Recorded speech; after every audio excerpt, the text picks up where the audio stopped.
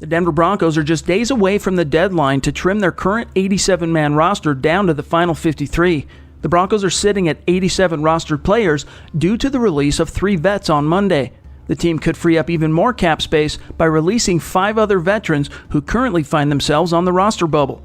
Let's take a look at what Mile High Huddle's Bob Morris discovered in his research on the subject. Number 1, Theo Riddick.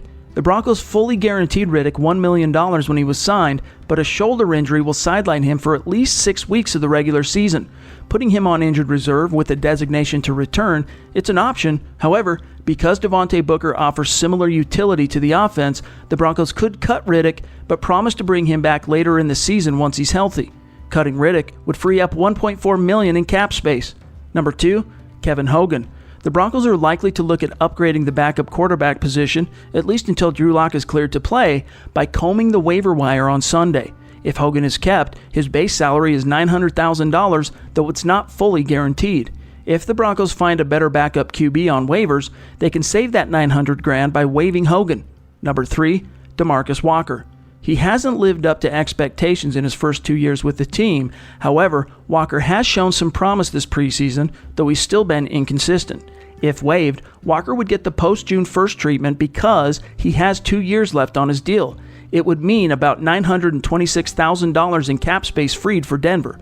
It appears unlikely, though, that Walker will be waived because the Broncos invested a second-round pick in him 2 years ago, and he has shown improvement. Number 4, Sua Cravens. Because the Broncos acquired Cravens in a trade with Washington, the Redskins assumed the dead money from his rookie signing bonus. Thus, there's no dead money, even though Cravens has 2 years left on his deal.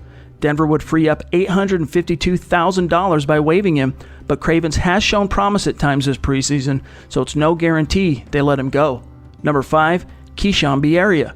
There won't be significant cap savings if Bierria is waived, but Bierria would get the post-June 1st treatment if waived as a result of his signing bonus from being a 2018 6th-round pick.